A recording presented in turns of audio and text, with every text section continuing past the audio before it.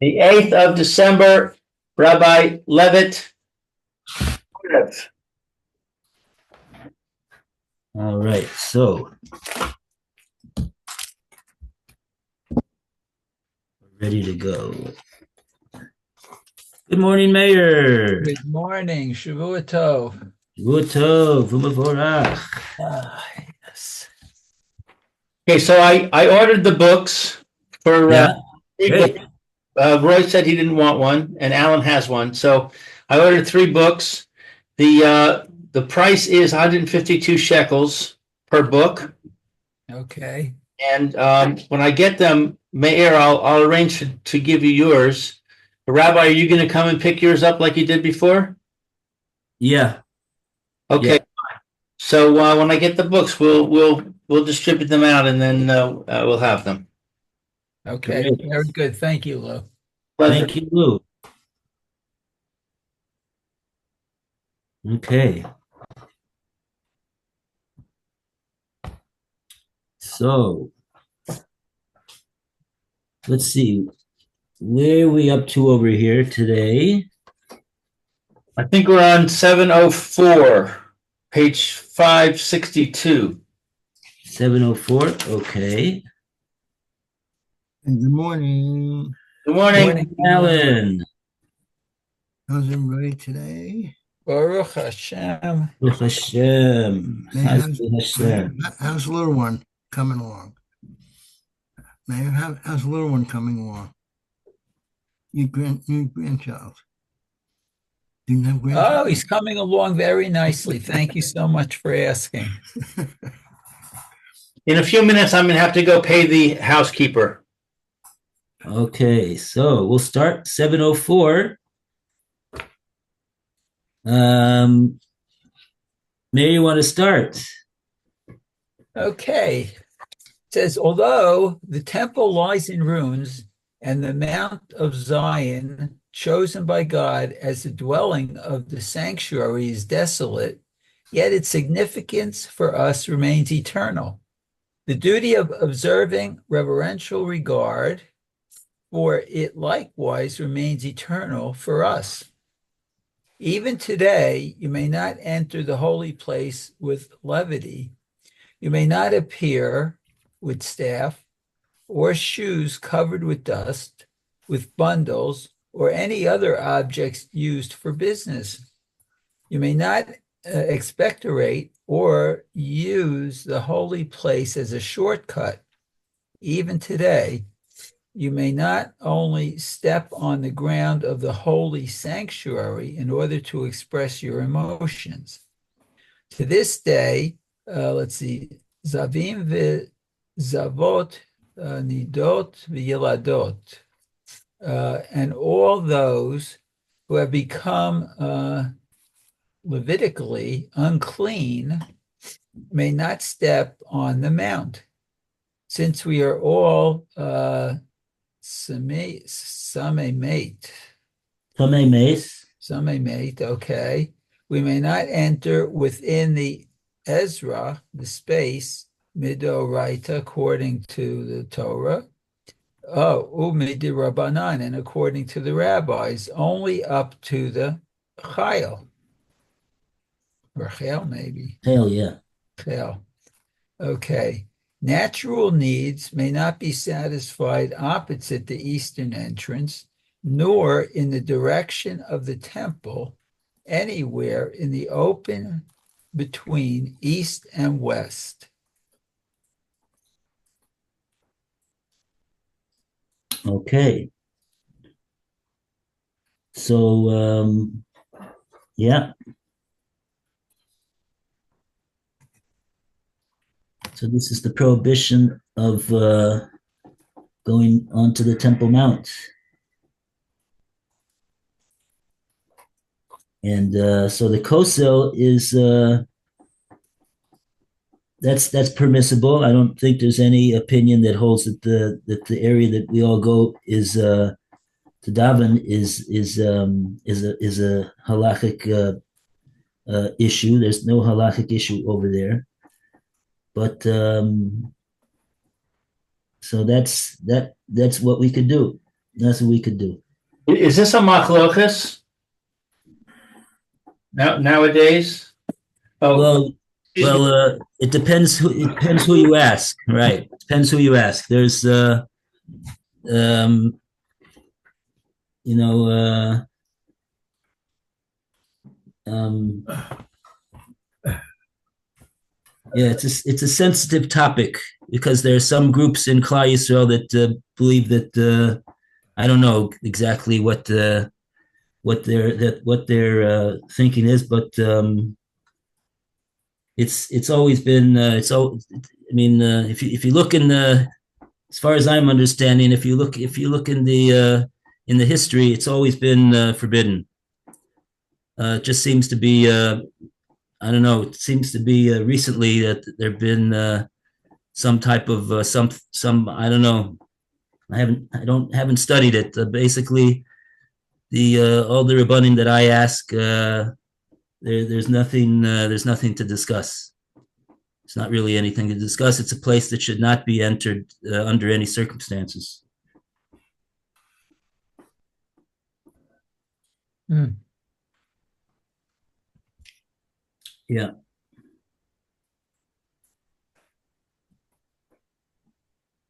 Yeah. I mean, it used to be. I remember when I first came here in 1980. It was 1981, I think.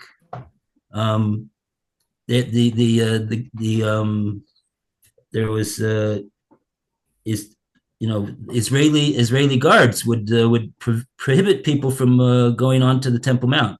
You wouldn't be able to go in. You're not able to go in. Right. I remember around that time seeing a big sign that said it's prohibited to pass this point when you were on the ramp that led up to the mount. Yeah, I'm saying even if a person would want to go, the official the guards would not allow you to go there. So I don't know what's changed. But it's a lot of things have changed today. But one thing we know, as far as the halacha goes, the halacha doesn't change. Right. It's Yeah. not in this regard. There's no basis. There's no basis for saying that the halacha has changed in recent years. There haven't been any new discoveries that say, oh, this place is permissible. Everybody was wrong for the last 500 years or whatever it was. There hasn't been any such thing. So there's no real basis for saying that the halacha has changed, and it doesn't have anything to do with people's orientation has changed, or sometimes you find different approaches in chinuch banim, that are being emphasized or not being de-emphasized. That's based upon the difference in people, but there's no basis for that when it comes to this issue. It's like Rev Hirsch says it, and like he quotes the Rambam, he quotes Shulchan Aruch, Mishnah in Kalim, the first Mishnah in Kalim. Yeah. So yeah.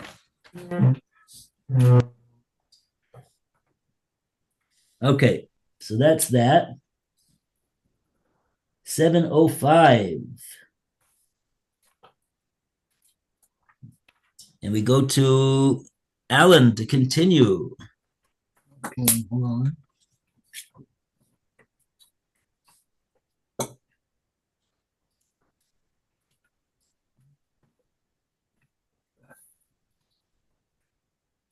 In the diaspora also, we have places for which the law demands respect and reverence. These are places intended to be a source of spiritual replenishment, giving the spirit to drink of the knowledge of Him and His Torah, serving as dwelling places for the union of spirit and heart, refreshed and renewed for life in accordance with Hashem's teaching. These are sanctuaries in the Galus. They are dedicated to the knowledge of the Torah and to uplift towards the application of the Torah. It is this unique possession that conditions Israel's life in every age.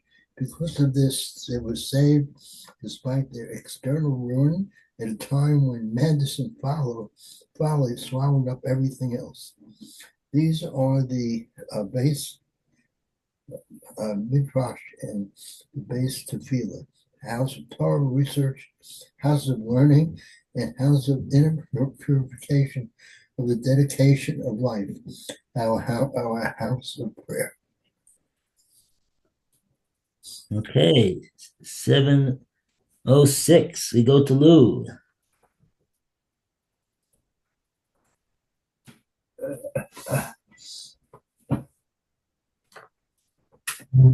Oh, Lou's not there now. Lou, you there?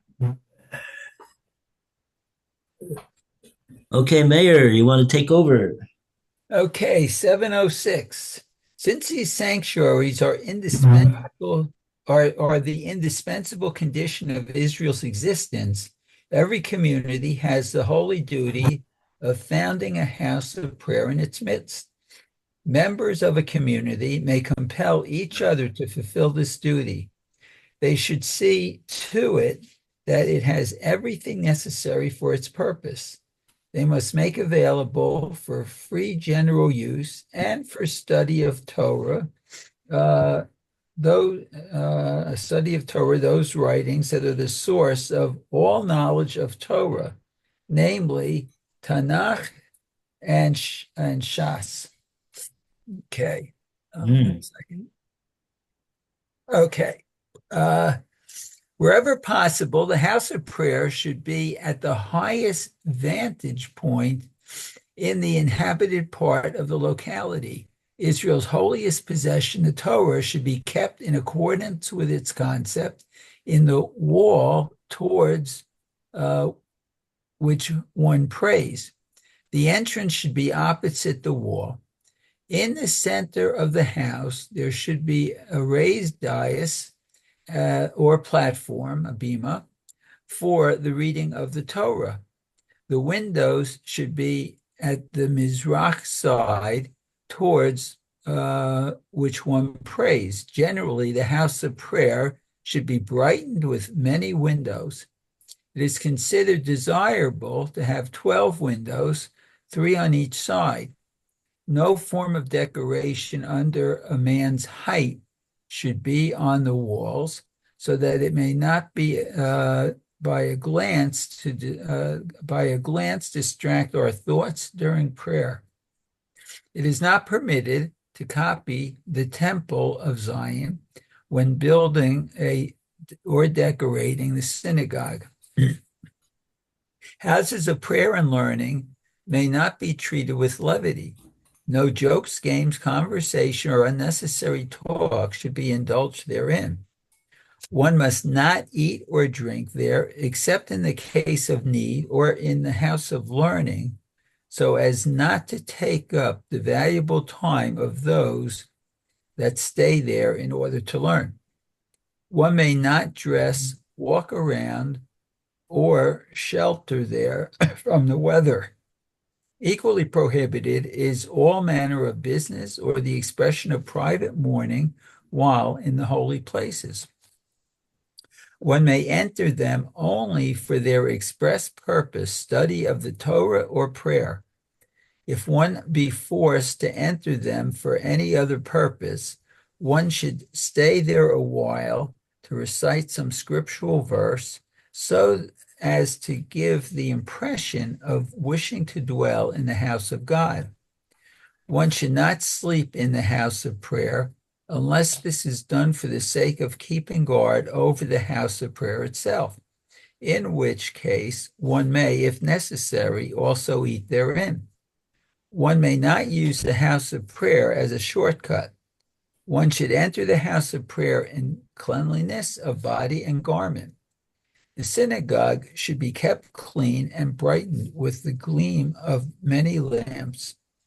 A house of prayer, even when fallen into disuse, must be treated with the same reverence as before, but need not be cleaned as regularly as before.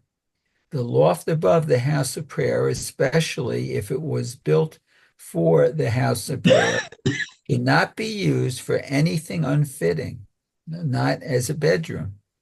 The room next to the house of prayer, however, may be so used. One should not begin pulling down an existing house of prayer or even part thereof before the new one has been completely built. This also applies when the intention is extension or decoration or other improvements.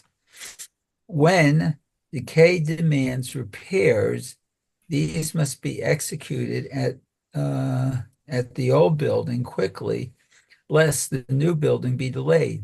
Any unnecessary destruction of the house of prayer is sinful. The nearer an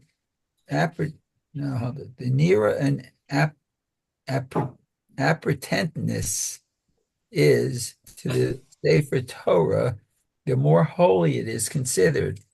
When sold, the proceeds must be spent only upon objects of greater holiness, not on those of lesser grades of sanctity, nor as a rule upon objects of equal holiness.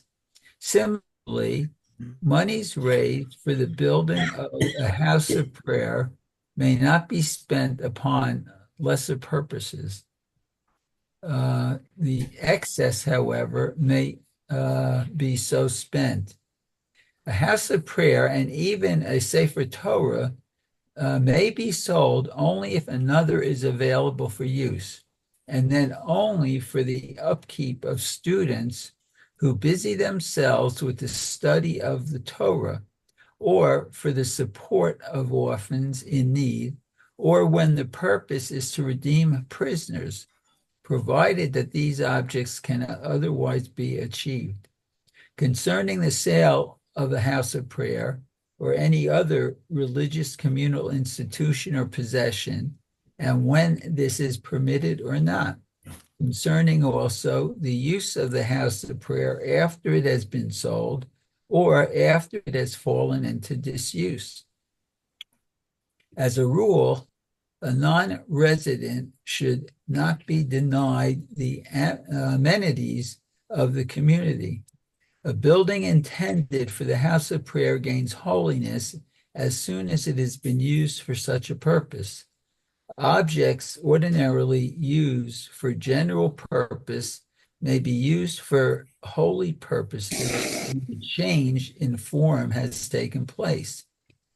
A place in which divine worship takes place only on occasion is not invested with the holiness of a regular house of prayer.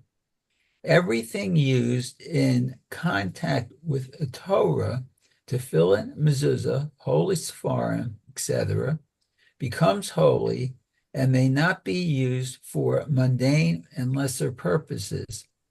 When such I had this word before, appurtenances have become too worn to be used, they must be buried, like the holy articles themselves. You may not use anything for divine worship that is repellent to you for general use. Okay. I think that word that you got stuck on is pronounced appurtenances. Oh, appurtenances. Thank you, Lou. I never seen that word before.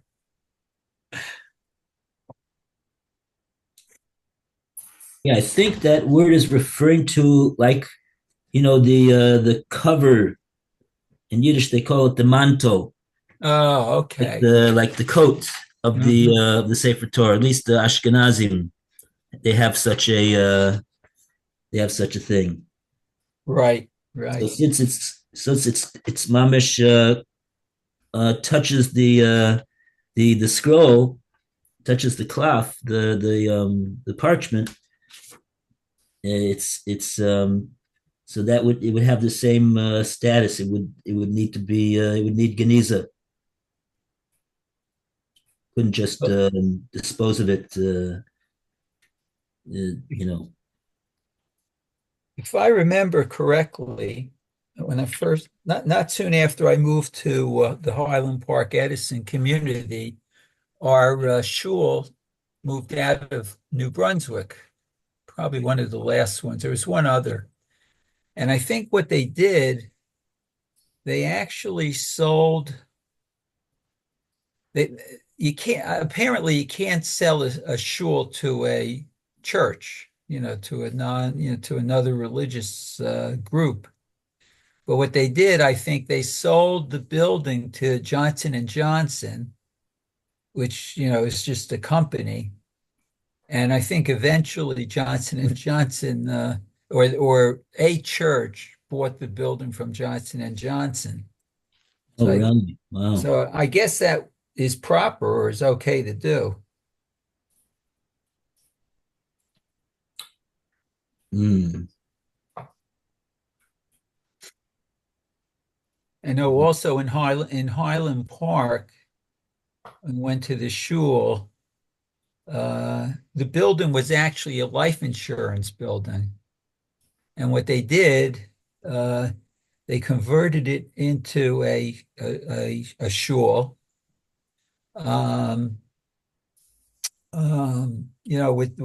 portable mechitzas, a portable aron. I mean, nothing was built into the room yet. But then they decided to actually build a sanctuary. Mm-hmm. So once they did that, then we had everything was permanently built in. So an interesting time. Oh yeah, that's all he says over here. He doesn't get into it concerning the sale of a house of prayer. Right.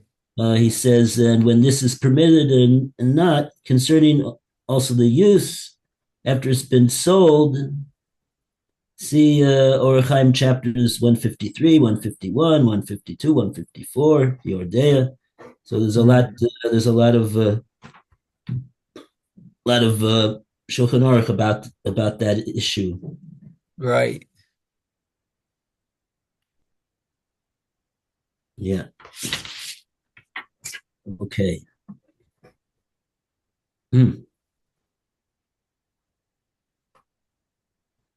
All right. So that was Yiras HaMikdash. A round of applause for Yiras HaMikdash. Finished chapter 115, Yiras HaMikdash. And now we go on to 116, Isser Avodas Elilim, idol worship. Let's see what he says about this. Okay, whose turn is it already? I think it's mine. I was out when okay. I heard you calling me, but I couldn't come back right away.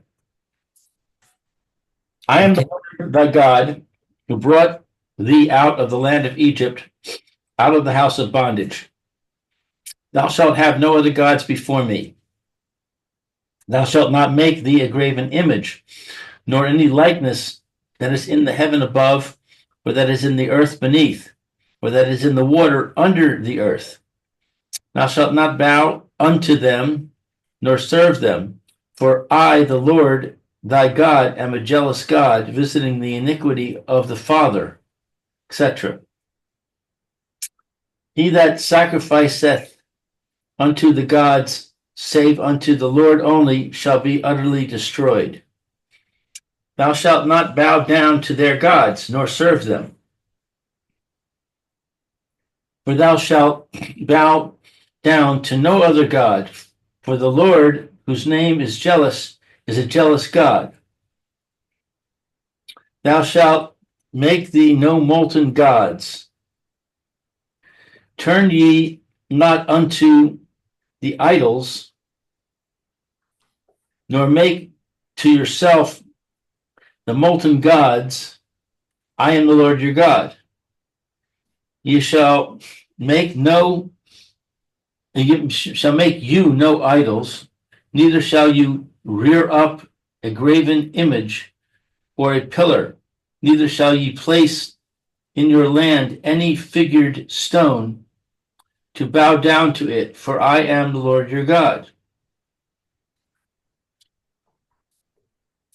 Take ye therefore good heed unto yourselves, for ye saw no manner of form on the day that the Lord spoke to you in Horeb, out of the midst of the fire, lest ye deal corruptly and make you a graven image, even the form of any figure, the likeness of male or female, the likeness of any beast that is on the earth, the likeness of any winged fowl that flieth in the heaven, the likeness of anything that creepeth on the ground, the likeness of any fish that is in the water under the earth. And lest thou lift up thine eyes unto heaven, when thou seest the sun and the moon and the stars, even all the host of heaven, thou be drawn away to worship them and serve them, which the Lord thy God, etc. Take heed to yourselves, lest your heart be deceived, and ye turn aside and serve other gods, and worship them. Take heed unto yourselves, lest ye forget the covenant of the Lord your God, which he made with you, and make you a graven image, even the likeness of anything which the Lord thy God hath forbidden thee. For the Lord thy God is a devouring fire, a jealous God. Cursed be the man that maketh a graven or molten image, an abomination unto the Lord, the work of the hands of the craftsman, and setteth it up in secret. So I wonder about the word jealous. It shows up, the word jealous shows up a number of times in these psukim. Yeah. What is that actually? I mean, jealousy is not really a good thing in general. Is it really mean jealous, or is there a better definition of? Yeah, it's a very misleading translation. I would not have translated in that way, but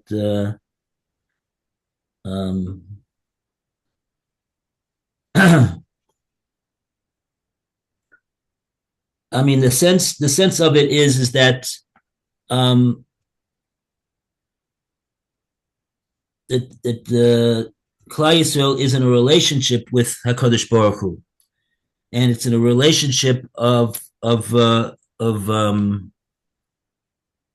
oneness. There's a oneness between us and Klal Yisrael, and Avodah Zorah, worshiping other gods, represents a turning away from Hashem and worshiping other powers, other forces, and so this that it says that Hashem is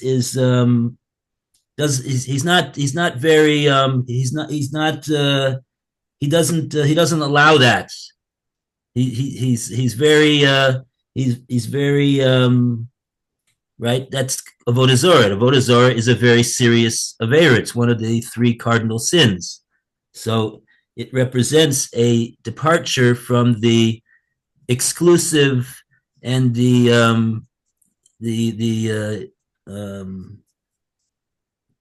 oneness of the relationship that should be between the Jewish people and Hashem. As opposed to like maybe you'll say in the in the days of the 60s or something like that, one a wife could one husband or wife, they could sort of like trade and have different partners or something like this. Right. And then and then you're supposed to say, "Oh yes, that's I understand your I'm not jealous of that. You have a right to do that, and it's your feelings and all this type of garbage. That's obviously obviously false and lacking understanding. So in that sense, we mean to say that Hashem is not like that, because the relationship between us and Hashem has to be exclusive. Right. Hmm.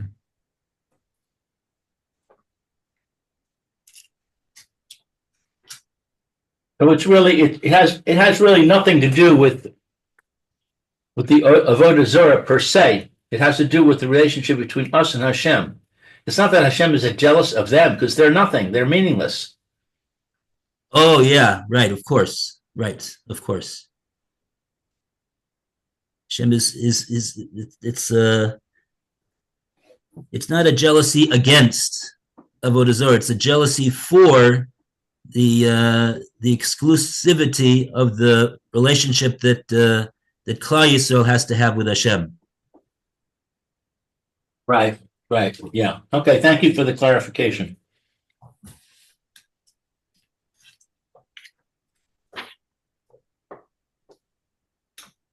Okay.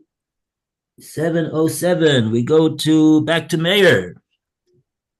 I just finished reading, didn't I? Oh. No, Oh, no, Lou did. Okay. I'm sorry. Right. Lou read all those Pesukim. Yeah, that's Okay. called reading. That's definitely That called was reading. a lot of reading. Yes. Yeah. Okay. 707. Thus should you equip and dedicate yourself in inner divine worship to be an active servant of God in life, preparing yourself for that task in divine worship by word and sacrifice. But you should become a servant only of the one who is unique, serving none but the only one.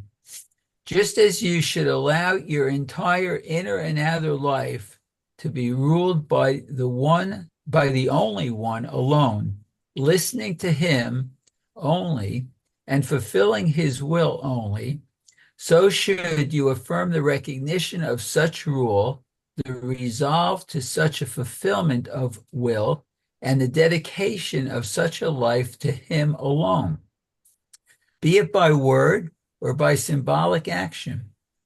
Just as none but the only one should be your God, so should you dedicate yourself as servant to nothing and no one else. For he is Kel Kana, a God claiming his right as the only one who wishes to possess you alone, not tolerate other being as God alongside or second to himself. Should you regard any other thing as a God beside the only one, whether above him, next to him, or under him, in other words, as soon as you cease to regard everything and everyone outside the only one as like yourself, a creature and a servant of the only one, then the only one ceases to be your only God, for you have ceased to belong to him alone. The idea of the only God is as exclusive as a consuming fire tolerating nothing besides itself.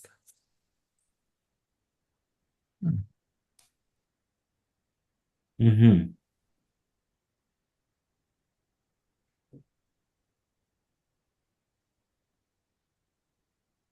Okay.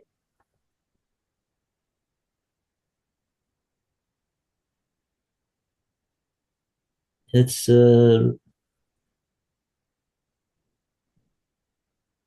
think that's pretty clear, like we've said. 708, we go to Alan. Okay. Therefore, he among Israel who gives reverential worship to any being or to the picture or symbol of any being or to anything except the only God, has cut the nerve of his life as man and Israelite and has abandoned himself to destruction. This applies to him who employs the rites instituted for the expression of the divine inner service of the only one in the service of something other than the only one. He, for instance, who offers up or burns incense to an idol, who pours out blood and sprinkles, or who bows down to the idols, or who honors an idol with the worshiping rite that the heathens have instituted for his veneration, is guilty of idolatry. The showing of veneration, love, and honor to an idol, even if be not in a manner of worship, transgressions a divine prohibition. There are such acts as embracing, kissing, cleaning, and clothing. Except you should avoid even the appearance of doing any of these things.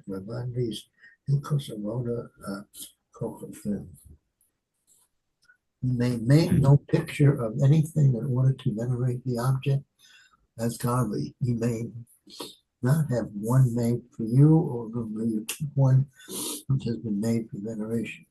On account of appearances, you may not make or keep pictures of any kind which resembles one held in veneration by others, but you may make and keep pictures and forms of animals, fishes, birds, trees, etc., that are nowhere given veneration.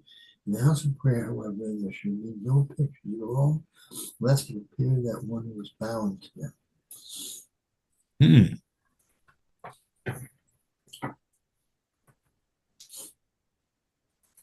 Right. I think I'm reminded of the story of Hannah and her 7 sons in the time of the Greek persecution, that the Greek ruler demanded some allegiance to Avodah Zarah because that was still in existence at that time, idolatry.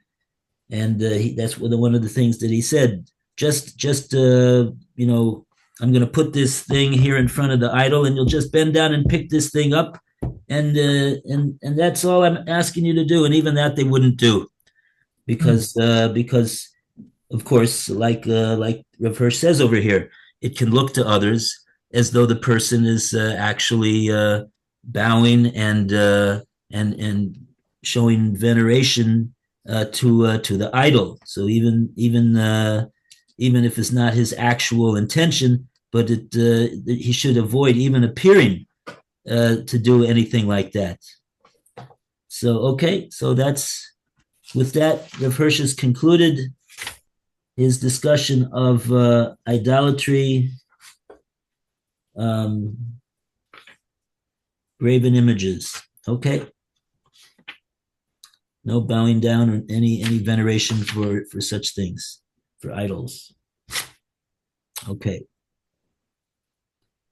And figures. Okay. All right. Round of applause for the Isser of Avodas Elilim. Baruch Hashem, we have such an Isser. Hooray! Shkaya. Okay, so we'll conclude here, and still have a couple of pages over here to do. And we wish Mayor a great day. Okay, have a great day, everyone. Thank you, Rabbi. Good day, Mayor. Okay, very good. Be well. Okay. Soros Tovos. Amen. We'll be back soon.